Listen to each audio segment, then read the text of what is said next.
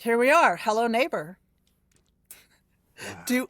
Do I have your permission to film this and use this footage for social media stuff? Absolutely. You've Okay. got my Bernie Harberts right to use Okay. this any way you see fit. And that was my next question. What's your name? So my name is Bernie Harberts. Okay. And how would you describe yourself in 5 words? Rambler, beeliner, husband, half Swiss, Cabineer. All right. Sounds good. And where do you live? And can you describe your living situation, who you live with? Sure. So my wife, Julie, and I live in Western North Carolina, about an hour and a half from Asheville, in a 500 square foot cabin with solar panels on the roof. We heat with wood. Our water comes off a gravity-fed spring, and we sleep with our windows open. Very much an outdoorsy life. Nice. Year round, the window's open. It has snowed on our pillow. Okay. Very recently. And how long have you lived there? Wow. I'd say the two of us going on 15 years. Wow. And you say the two of you. So before that? Yeah. So before that, I traveled. I had a life in a corporate setting, and then it was just traveling. Travel was the big thing, and then so Julie and I have been together, I guess, close to 15 years. Okay. So that's kind of a big life change for me to get married and have a cabin. And how has that area where you're living changed since you've been there? Well, we're half an hour from Boone, North Carolina. It's right up the mountain. And this one bumper sticker sums it up. Tell all your friends that Boone sucks. Because we live in the freaking perfect place. Nice. And as a result, it's Western North Carolina. Julie and I ride a lot. We can ride year round. You'll get those high blue skies in the winter. It's not too hot in the summer. So it's perfect. And it's being discovered. And, we all come from somewhere. I'm not originally from here. So I totally understand that. It's great. Yeah.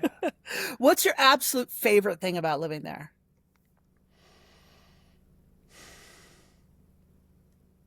I think just the wildness. Okay. The wildness. I'm looking out our front door of a little cabin at old growth timber. There's wild bees flying back and forth in front of our door, going to the winter honeysuckle that's blooming, February 20th. It's still a wild place. Nice. What does a good life, in your estimation, feel and look like? Not a lot of stuff, the right person, and good health. Okay. And what's the biggest challenge you're facing in your life right now? The biggest challenge?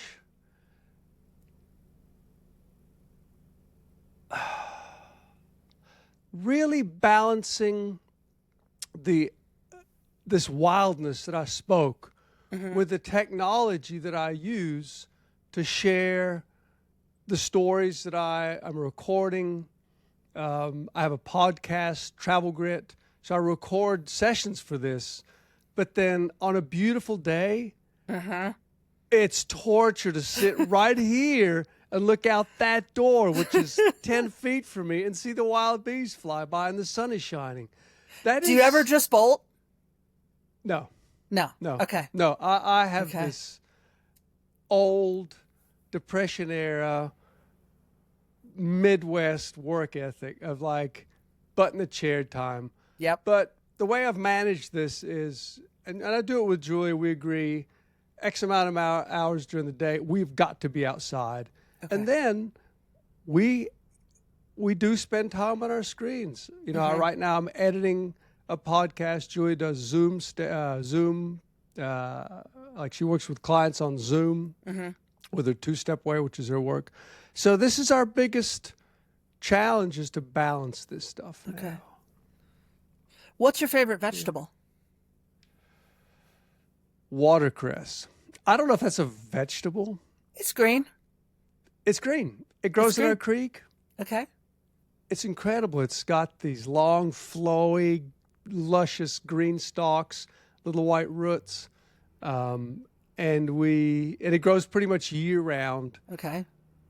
I just can't get enough of it. I love watercress. How do you eat it? Raw? I don't think Raw. I've ever had watercress, like raw cooked. Two ways. Okay. You can eat it raw. You just pick it, put it in a salad, throw it in a big bowl, throw in olive oil, vinegar, salt and pepper, stir it up and eat it. And the other way that's really good is, and you can do this with spinach or salad or any leafy green, you take it, you put it in a bowl, and then we eat a lot of beans because we cook on our wood stove. You take just a bunch of hot, steamy beans, and you dump it on top of that watercress, and it's like blanched lettuce, wilted lettuce, like this old recipe. Traditionally, you wilt it with bacon grease. Okay, that sounds good. This is which is wonderful, but this is just like a different version of that, where the hot beans wilt the watercress. It's nice. Fantastic. With a glass of spring water, or a beer, or a beer on the weekend. How do you spend the majority of your time?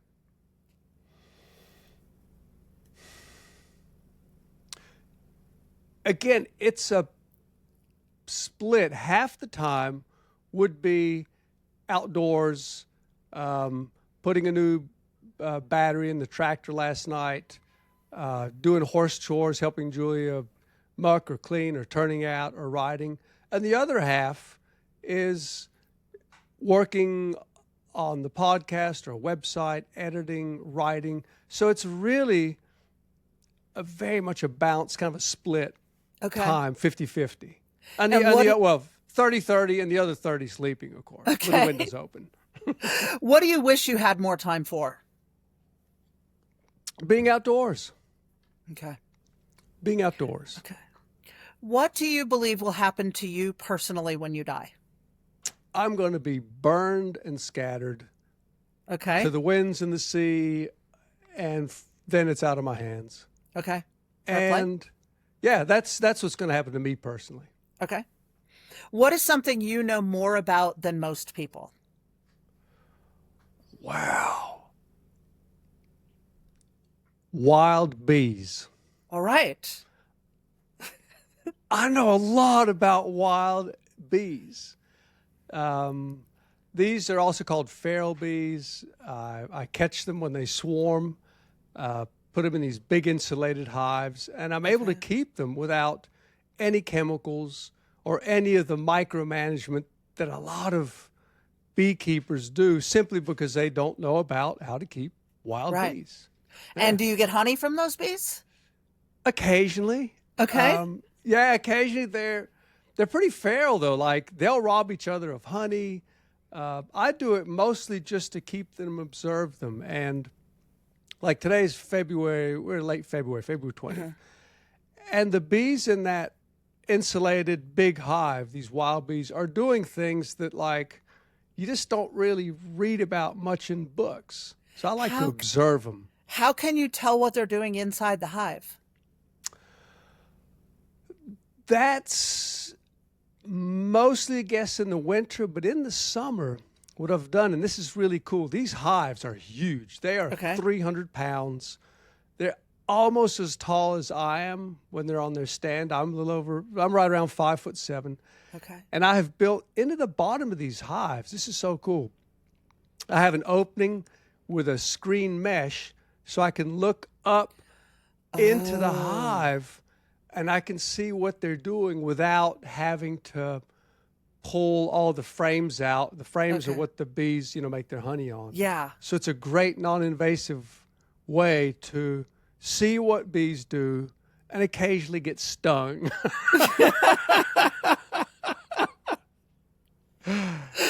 Yeah. What is something you've learned recently? What I've learned recently, don't let AI do any more work than you might be willing or lazy to let it do. Okay. And how did you learn that? And so what I mean by that is I have this Travel Grit podcast, and I do use AI, which is fantastic for certain things like transcripts, for menial stuff, transcripts. You know, I interview somebody for 2 hours. It'll print out a beautiful transcript, give the chapters of everything we talked about. But then this 2 or sometimes a 3 hour conversation needs to be edited down to 50 minutes. And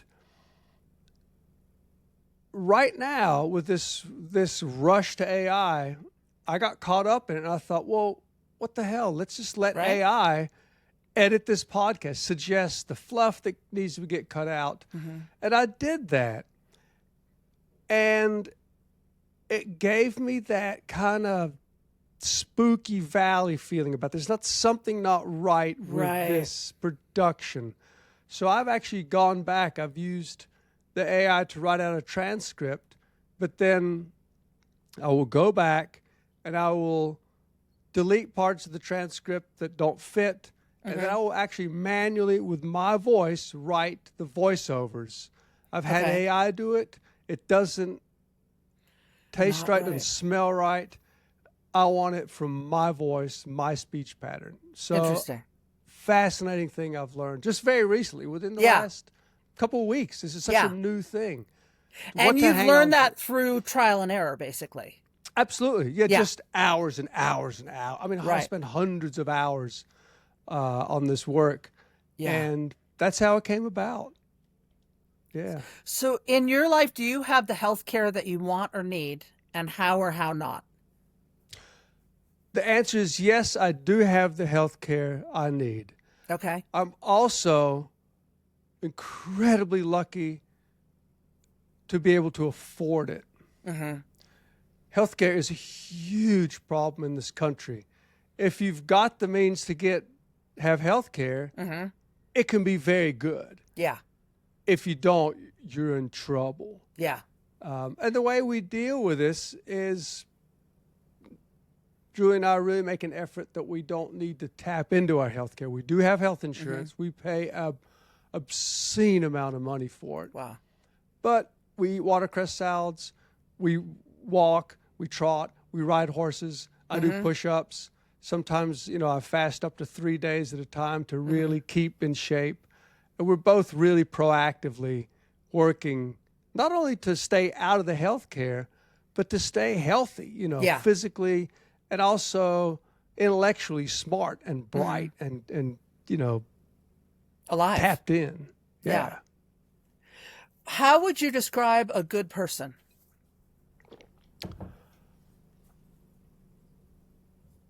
I would say I'd like to think a good person is even a better version of who I am. Okay. Like, I've got a pretty good feel. Like, I think I'm a pretty good person. Try to be kind as I can be, to kind of tweak the golden rule thing. And maybe I'm just really impressed with myself, but I like a lot of my values. Yeah. And my weaknesses, I know what they are, but I think someone who I can relate to on those things is probably going to be a good person. And they have to be kind to animals. They've got to be kind. That is if there's one litmus test of good person, how do they treat an animal? That is like the single number one value for me to address the goodness of a person. Okay. When's the last time you read an entire book? 2 days ago. Okay. And what was it?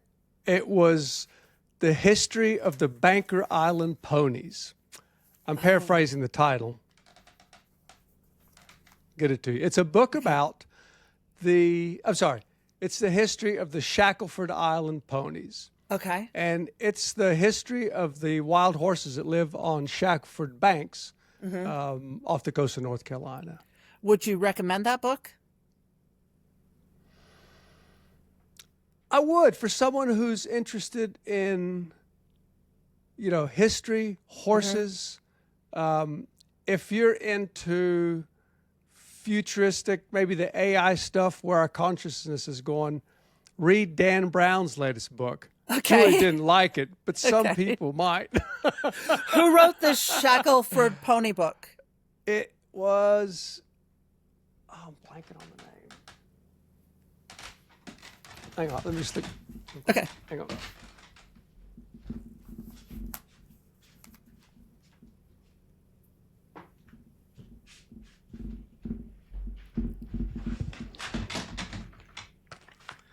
So, Okay. it was written by, it's called The Wild Horses of Shackleford Banks.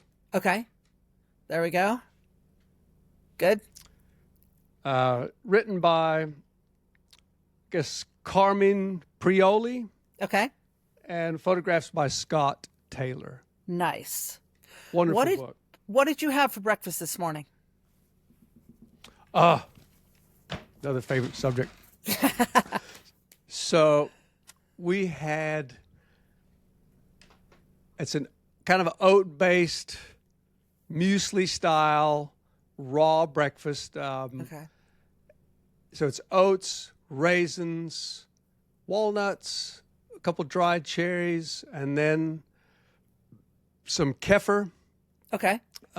We get milk from a local guy. He gets it from the Amish. So we make our own kefir or kefir, some people call it. And then with some feral wild bee honey Nice. from the hive. Nice. It's really good. What's your absolute favorite breakfast? That. Okay. And how often do you have that? How many mornings a week? 7 days a week. Oh, wow. Without Okay. fail. Christmas, I will cook pancakes, bacon, and eggs for Julia. And sometimes we might have that meal 3 times a year. Okay. But we are hardcore oatmeal eaters. Gotcha. Just Do you ever love do it warm or is it always cold? In the summer, it's cold, and then Okay. we'll just put some milk on it. Winters, we either cook it on our wood stove or eat it hot with water Nice. and a little bit of kefir. What do you love about being here on planet Earth, and what makes you really happy you're alive? Just a life energy of feeling this outdoor power. Because again, I'm looking out the door. I'm surrounded by old poplar trees, black walnut trees. There's a brook running by us. Today, I heard just for the first time this year, the peepers up in our pond, and just that life force power. That is the most powerful thing for me. If when you pay your taxes, you got a checklist and you could say 3 things that you wanted that money to go towards, what would it be? Buying land for conservation. Okay, conservation. Land conservation. Okay. Something for animals that really need help. Okay. You feel like that's a government thing that they should be doing, like with your tax money? Okay. I'm sorry. You're saying for tax stuff. Okay, Yeah, I'm for sorry, I got tax money. Okay, yeah. I said it for just blank check. So for tax money. Okay, sorry. So tax money, I would say education. Okay. Especially primary, and then secondary and higher education. Education, number 1. I would say healthcare, number 2. Okay. And number 3 would be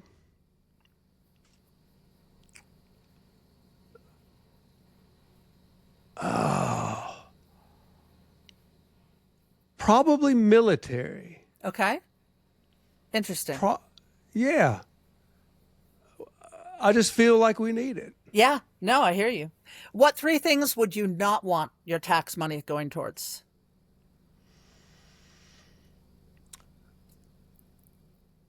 Big write-offs for wealthy individuals. I'm against that.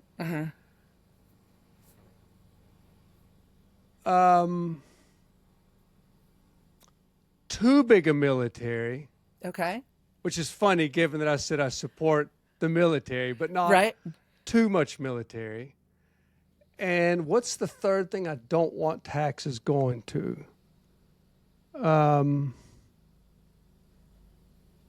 What's the third thing? I'm just trying to think what really makes me crazy. Give me just a moment here.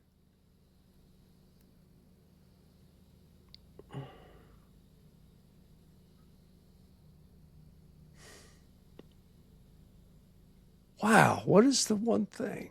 Or the third thing?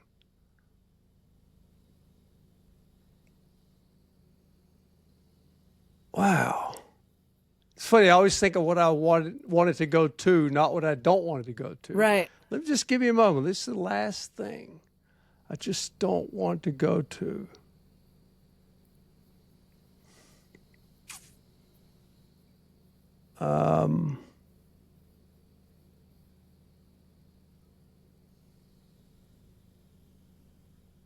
Wow.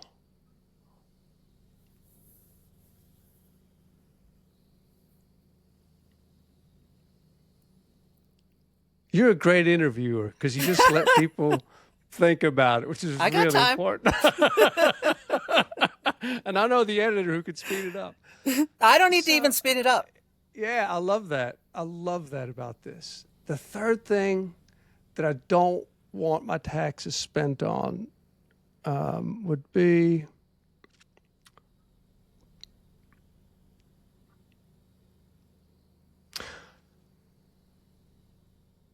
I would say undoing things that have been set up to conserve land, conservation. I don't Okay. think government money should be spent trying to undo parks, undo conservation easements. Okay. That's my third thing. Okay. How many living beings are you responsible for keeping alive?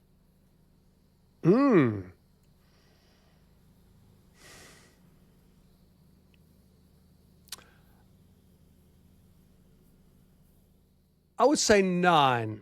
Okay. So those are our 3 mules, Okay. Cracker and Polly, our 2 horses, Pie and Magneto, our border collies, Lucky and Diggity, my wife Julia is number Okay. 9, and of course me, number 10, Okay.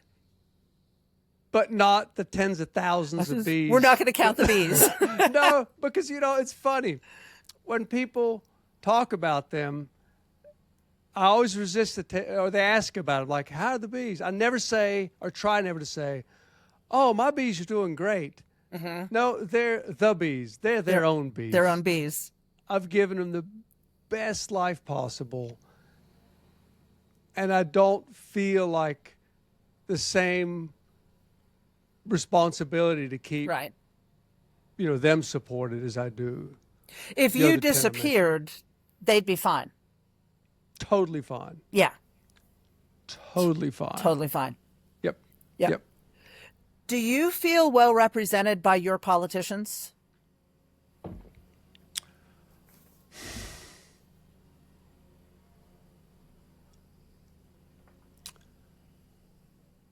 I would say on a scale, I'll put this on a scale of 1 to 10,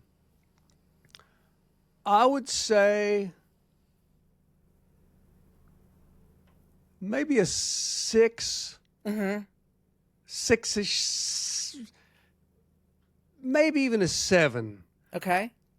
which is maybe higher than most, but I do think a lot of politicians feel somewhat accountable to their constituents for the simple matter that they want to be reelected. Right. And so I actually think they might pay a little more attention to their constituents and therefore me than people give them credit for, but only a little bit. Do Only a you little bit. differentiate as you go from local to national? I do. I really do. I think the farther you get from your neighbors the people you meet at the feed store, the people who shop at your restaurant. If those are elected officials, the farther you get from that, the more distant you'll be. So by the time you're in D.C., I think you're getting really removed. Right. So I might have a local politician that I would say, yeah, this guy's maybe a 6 or 7. I'm afraid by the time you get to the national level, I feel there I'm at like a 2, 3. Yeah. Okay. 3, 4. But I think it's very important to differentiate because there are politicians in this town that I like and I support and I actually feel like, they do listen. What kind of person would you be most excited to vote for? A person like me.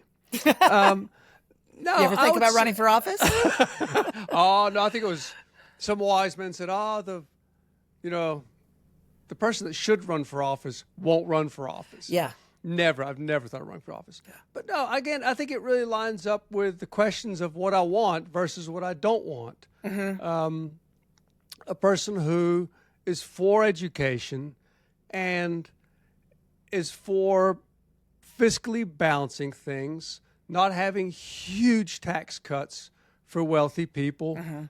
I hear the arguments, but wealthy people create jobs. Well, to a degree, but I don't want another wave of politicians who give these massive write-offs to people who are already multimillionaires and multi-billionaires. I don't think that's right to the ordinary people. It doesn't pencil out. It's bad math, and we've got a massive debt that is costing us, if you consider the debt at $33 trillion, pick an easy number, $33 trillion, let's say it's 3% interest, which is it's a little more than that.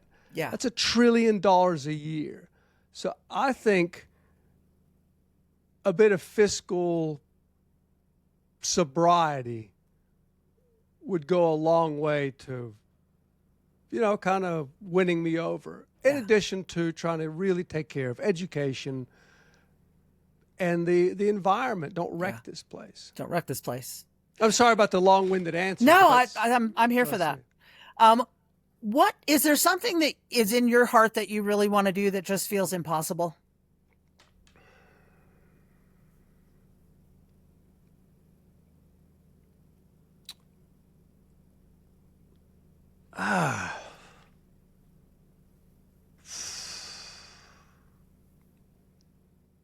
Not really, Okay.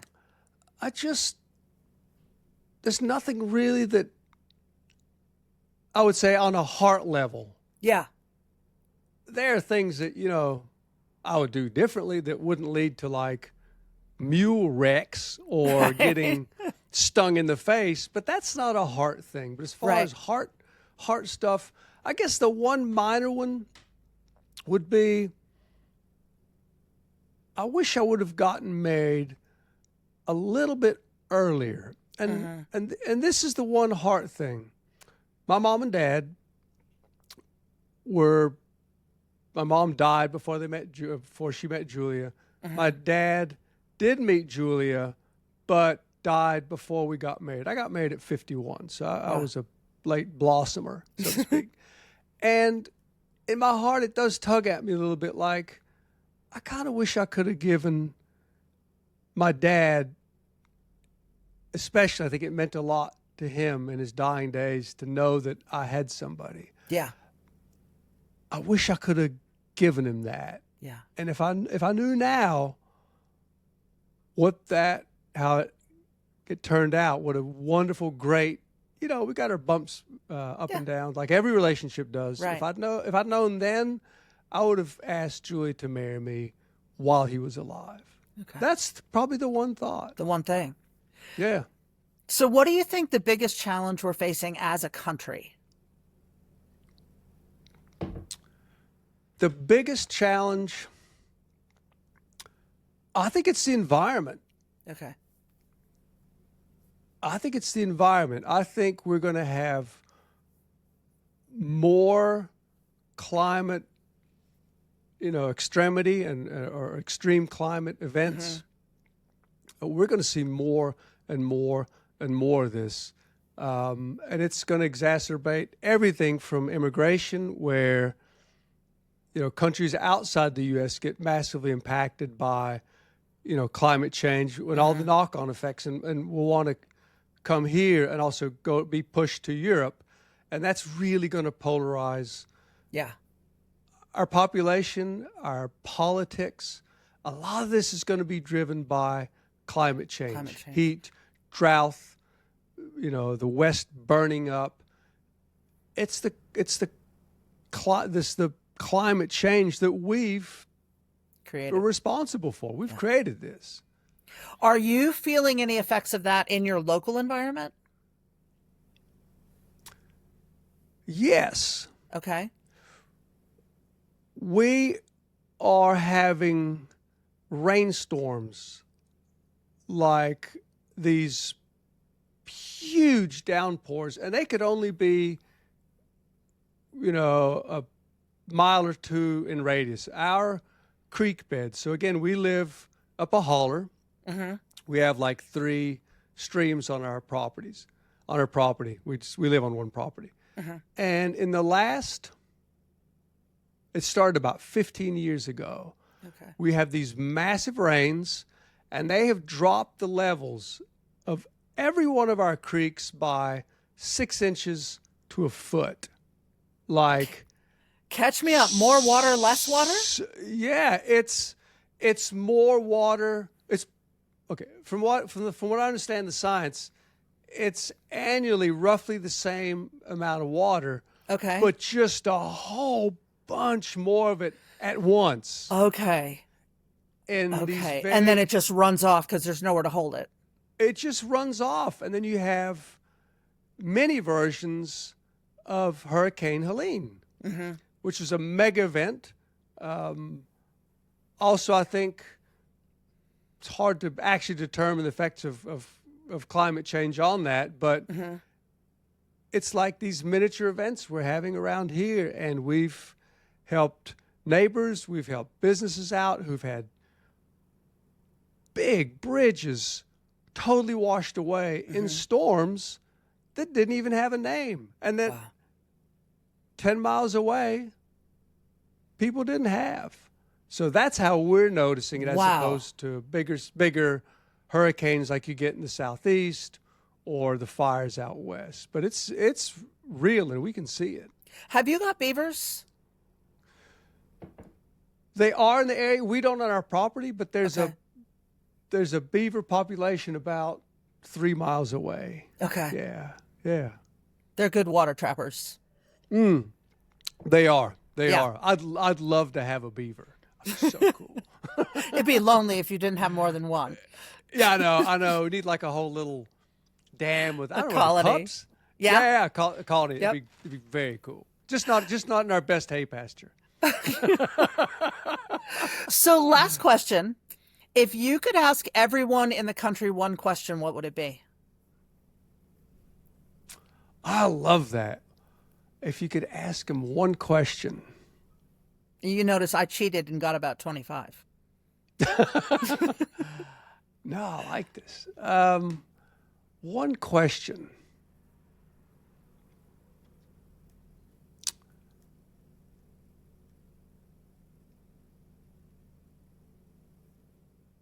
I would ask them,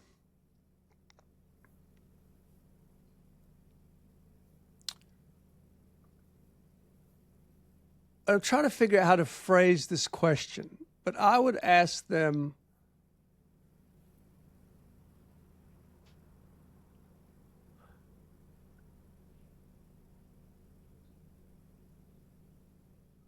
explain your religion to me. Okay. And then tell me why I don't understand it, but you do. Okay. And so to elaborate on that, I'm fascinated by religions. I'm fascinated how religions come to be. I grew up in the Presbyterian church, later attended a Quaker church, and then left the church altogether because there's so much I see in organized religion that it just doesn't make sense to me. Yeah. I'm still very spiritual, but organized religion, and in this case it could be either Christianity or Taoism or any religion. Those Taoism, I think, of Buddhism are more philosophies, which I can understand a little more. But in the case of Christianity, I would just be fascinated to hear that answer. Yeah. Okay. So for everybody watching this, I would love it if you would drop your answers to that question in the comments. Excellent. I look forward to reading them. And there we are. This is great. This is wonderful. Very cool. I look forward to reading the comments. Cool. Thank you for joining me on this. It's been wonderful, C. Really enjoyed it.